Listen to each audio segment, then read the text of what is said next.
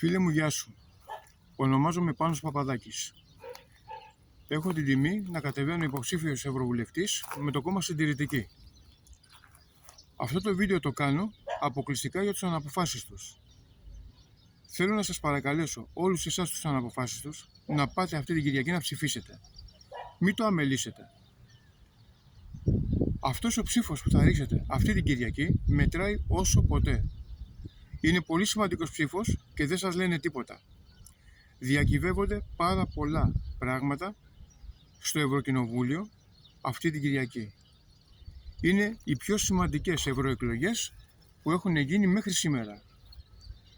Πηγαίνετε, ρίχτε τον ψήφο σας και μετά πάτε για μπάνιο, πάτε για καφέ, πηγαίνετε όπου θέλετε. Μην το αμελήσετε. Πάρτε το χαρτάκι που λέει Συντηρητική. Ρίχτε το μέσα στο κουτί, θα έχετε κάνει το χρέος σας, θα είσαστε ικανοποιημένοι και η συνείδησή σας θα είναι πολύ πιο ξεκούραστη από ό,τι μέχρι τώρα. Είμαστε από τους ανθρώπους που μεγαλώσαμε στους δρόμους.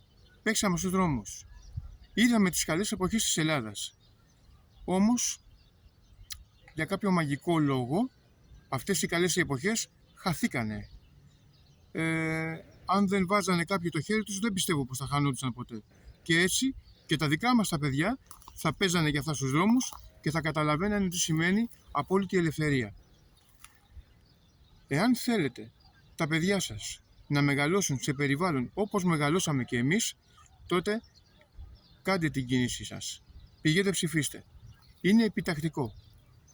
Αυτοί δεν θέλουν να πάτε να ψηφίσετε. Έχουν το λόγο τους. Όσο μεγαλύτερη εποχή, τόσο πιο εύκολα θα γίνει η νοθεία που γουστάρουν αυτοί.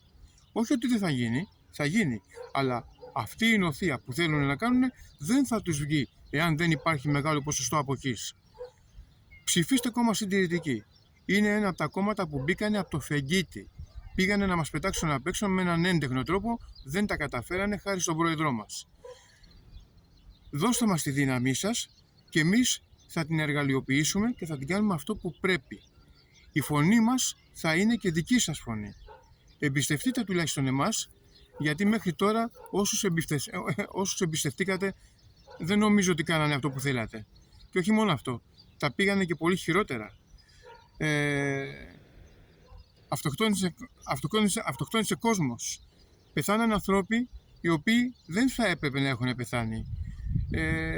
Οι άνθρωποι αυτοί δεν είναι και το καλύτερο ποιόν ανθρώπων που μπορούμε να έχουμε για κυβερνήτες. Κανέναν μην εμπιστεύεστε, ούτε τις θυγατρικές τους. Έχουν πετάξει πολλές θυγατρικές τριγύρω. Προσέχτε τι θα ψηφίσετε. Λίγα είναι τα μικρά κόμματα που είναι πραγματικά original. Αυτή την Κυριακή, εσείς οι αναποφάσιστοι, κάντε μου τη χάρη, πηγαίνετε ψηφίστε. Θα το θυμόσαστε σε όλη σας τη ζωή. Κάντε μου τη χάρη.